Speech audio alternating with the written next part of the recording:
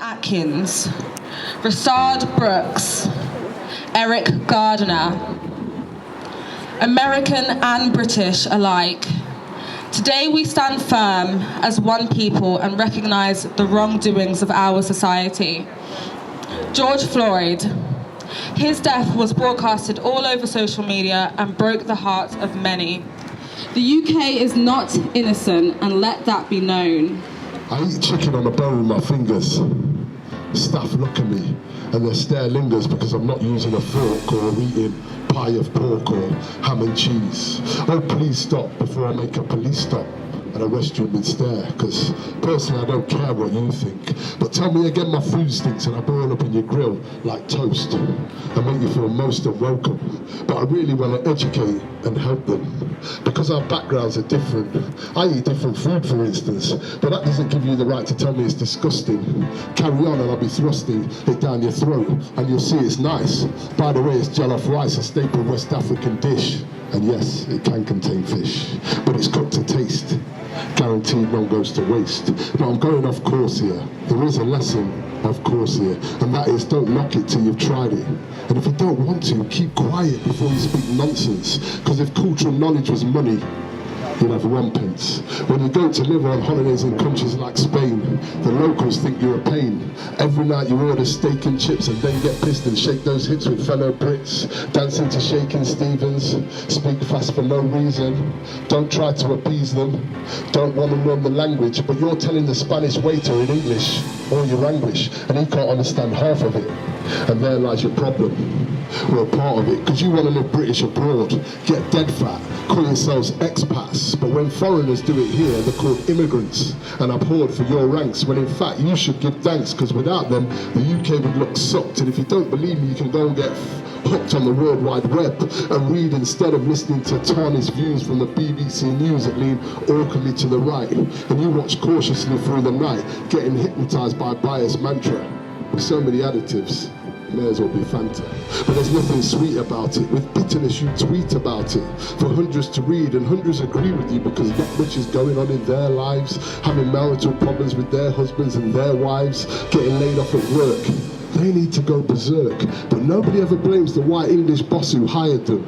Cheap labour, I wonder what inspired him.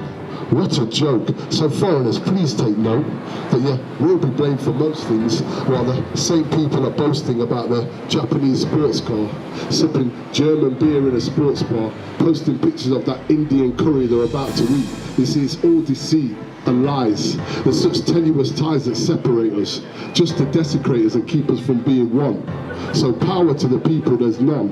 We are categorised and separated, so togetherness is decimated into colour, race, creed and class, which evolves into one big culture clash. Thank you very much. The first thing is to say how proud I am to be here, to be standing with you as part of a growing movement against racism here and across the world. The last decade or so has seen right-wing populist leaders stoke racism and hatred in order to gain power and to keep power. The BLM protests last June turned the tide. Our leaders said they were only a moment, but we're here today to show that we're a movement and that we will not go away. The second thing I want to say is the BLM protests last year laid down a marker, and they opened up the possibility of change. But it was just a possibility. We have to organise to force that change, to get rid of institutional racism in the police, in education, health, employment, local and national government. The list goes on. We must show that we're up for the fight. We're up for the challenge. And the third thing I wanted to say was the reason BLM is such an important and inspirational movement is because it's a black-led, multicoloured movement. A multicultural army led by black generals. And that is what our racist leaders can't stomach. That's why they want to stop our protests. That's why they want to produce reports that say there's no such thing as institutional racism, when we know there is. Every black person in this country knows perfectly well institutional racism is alive and well, and we need to wipe it out. They want to stop our protests because black and white together show that we are actually strong. I want to take you just back now, it's the last thing I want to say, to when I first became an activist in the 1970s. And we had a slogan then, which I think holds true now. And that slogan is, we are black, we are white.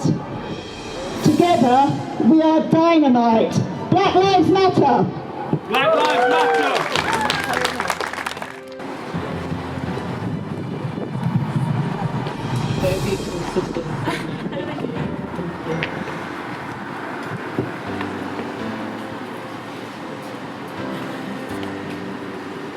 Standing here today, I celebrate being both British and black.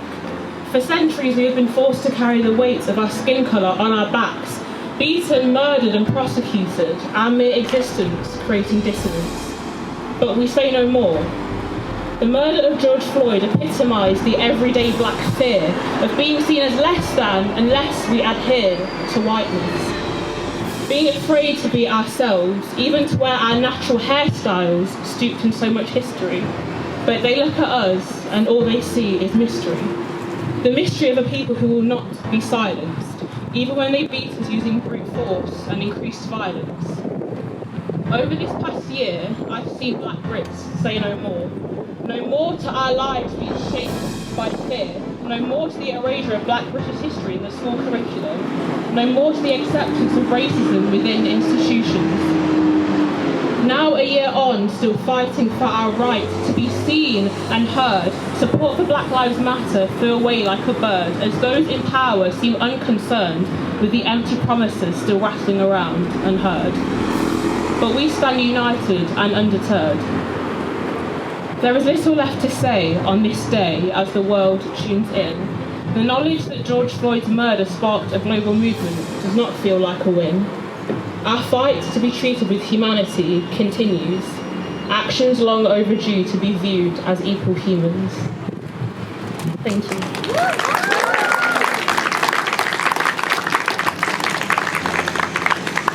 Good evening, afternoon, everybody. Everyone okay? Yeah. Good day?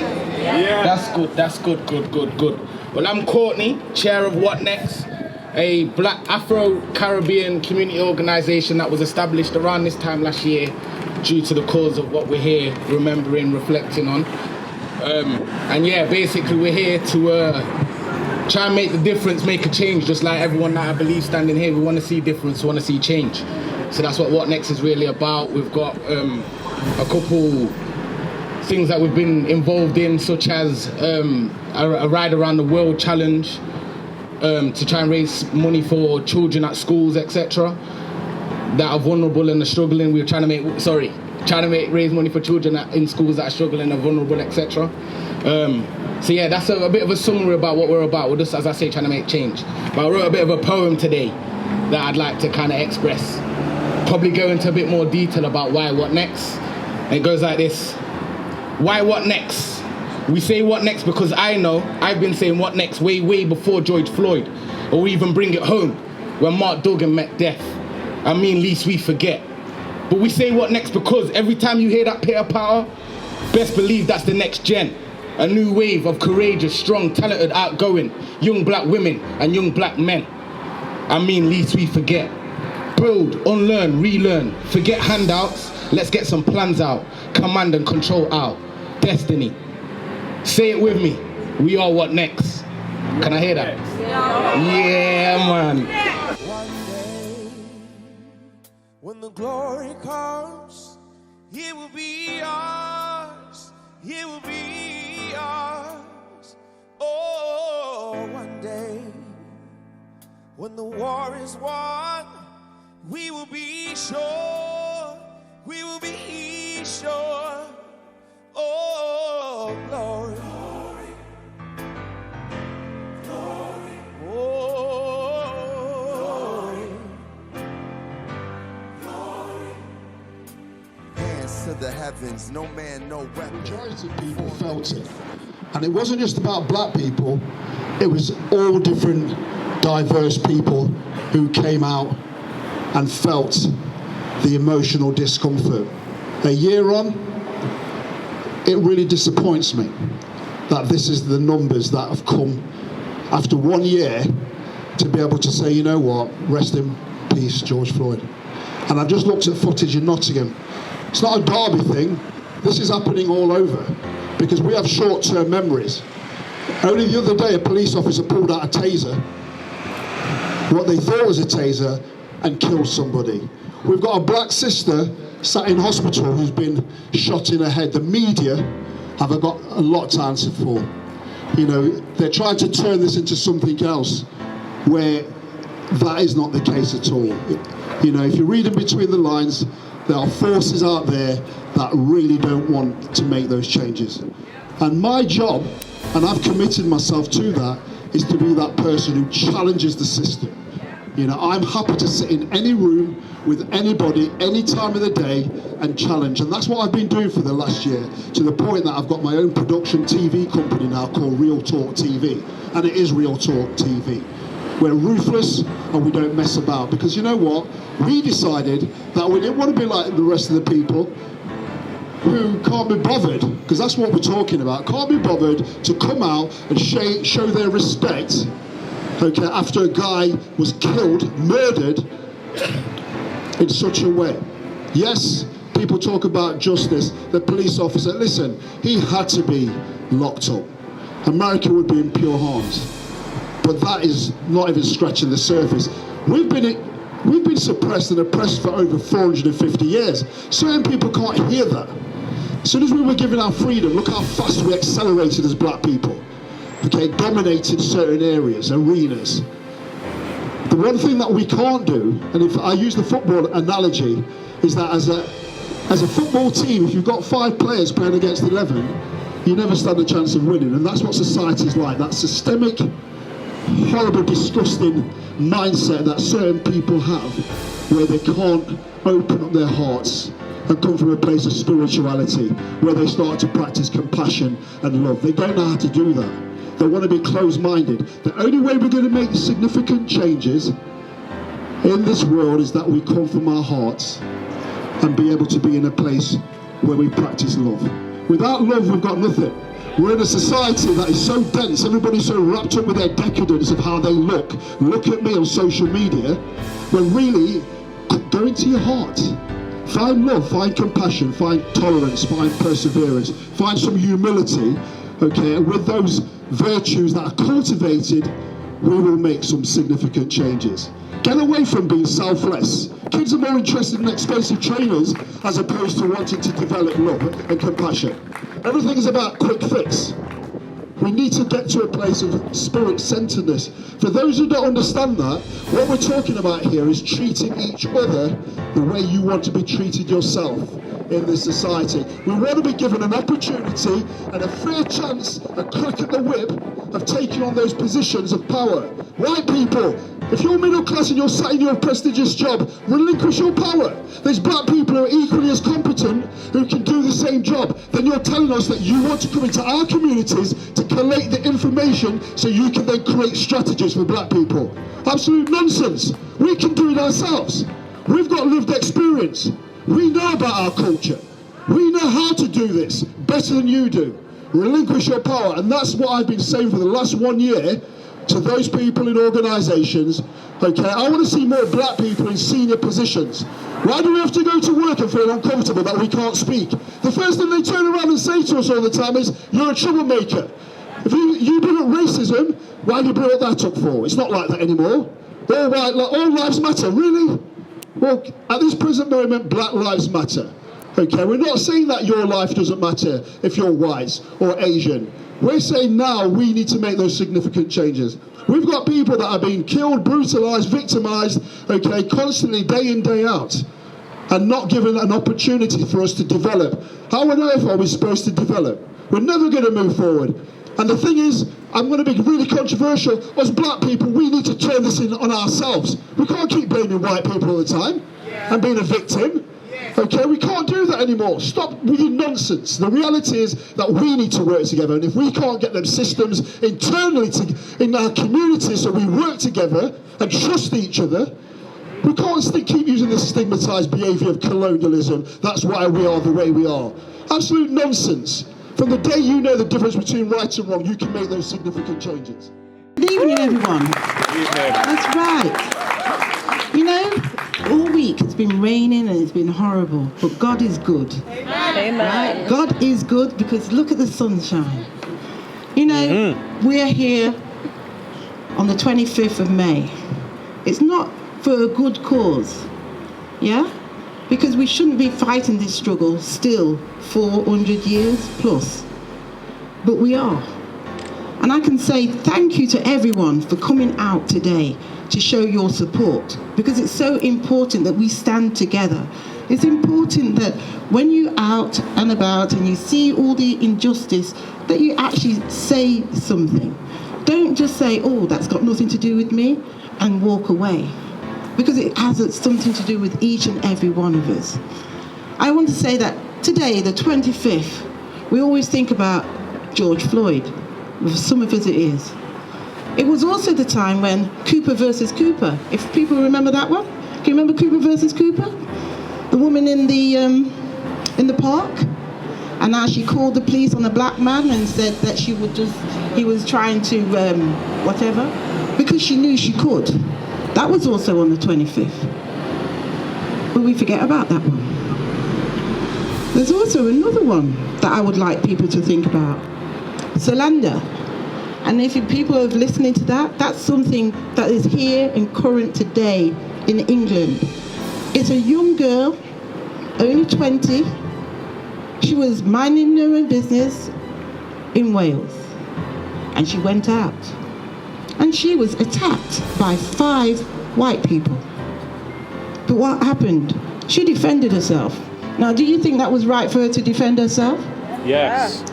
But what happened? She was imprisoned. The white people got away with it. The police withheld evidence. So now she has to go to the Supreme Court to try and get justice. She's got 4.5 years in prison for defending herself. They've got evidence which they withheld, where they were standing on her head. But this also happened on the 25th of May last year. So there's so many things that happened on the 25th of May that we need to think about, and we need to remember and do what we can, especially for injustice that are still being carried. You know, sometimes it's very easy. All you have to do is sign. Put your name to the signature when we're asking for people to take it to Parliament. Then, if you have a few change, you can give a £1 or 2 or even more. But we have to keep fighting. And I don't want people just to go away today and think, you know, I've done my little bit.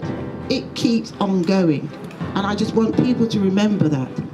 You know, today we've got 5 groups that have come together, right? We have Open Doors, that's one I'm in. We have What Next? We have Black Community Matters, yeah? We have Stand Up for Racism, and we have Blm New Gen. These are the young people coming up that are standing and fighting the same fight that we've been doing for 10 years, 20 years. I don't even want to say how long we've been fighting. But guess what? The fight still goes on. But we will keep fighting until justice prevails, until we get what we need. You know, we pay the same tax. I can say to people, I'm not going to go to the petrol station and pay a different tax. We all pay the same tax. So we should all get the same service. Why is it then that if I go to a hospital and I have my child, I'm 4 times likely to die in childbirth because I'm black? People keep saying there's no injustice. Please explain. That happened to me, right? I can say nearly 20 years ago. And I have a friend and her child died. No explanation, apart from the fact that we're black. You know, so sometimes we have to start looking at all the injustice in this country. I know when we talk about George Floyd, you think that's over there and it's got nothing to do with it. But injustices are happening from day to day right here. I have a friend of mine, and she went to work, and they thought it was good to put effigies around her workplace. And she had to live with that. And what did they want to do? They wanted to remove her from the workplace instead of dealing with the perpetrators. these are some of the injustices that we have to still do and fight from day to day here in England. I just wanted to say, right, I'm going to finish soon. I just want you to think about Stephen Lawrence. Yeah? What happened to him? And then there was that report. And still, 28 years on, I think what? How many actions were there? I think the police have only done about 3 in 28 years. And there's about 28 actions, even if they did 1 action a year. But no, 28 years and that's all they've done. I don't think there is a will to change. But we as a people, we can make them change. And that's why we stand together as brothers and sisters, unite. And that's all I can say. So I want you to think about all the organisations that have put this on today. And I want you to support them. I want you to find out about Black Community Matters. I want you to find out about What Next. I want you to find out about Stand Up to Racism. I want you to find out about Blm New Gen, the young people up and coming, and how you can support them. And I also want you to think about Open Doors. And I can say that a few of us, right, we will keep on going forward. Because one thing that we've come to decide in Derby is to collaborate. All these groups are collaborating together. And we can say that we put funding forward and we're doing a Windrush bid. And we're going to keep on doing that. We want you to support when we say, come out. Yeah? We want you to support our elderly as well because they've made a legacy. And so we're going to put the information out there so that you can find out. So you can Google us, you can go on Facebook, Instagram, look at any one of the organisations that are standing here today, right? And find out what we're going to do next. As the young man said, what next? What next for you? What next are you going to do to make that change? Because each and every one of us has to do something because we have our young people coming up. And another thing that we're going to do, and I know there's a group of us that are doing it, I'm going to say, we're going to do a Saturday school, a supplementary school, where we're going to teach our young people. But we also want you to support us with finance, with materials, with whatever. But look us up, find us, support us, and let us all stand together. All I can say is, I thank you today for your time. I thank you that you've come out. And I'm going to say, good evening, and God bless. Yeah? One day, when the glory comes, it will be ours. It will be ours. Oh, one day, when the war is won, we will be sure. We will be sure.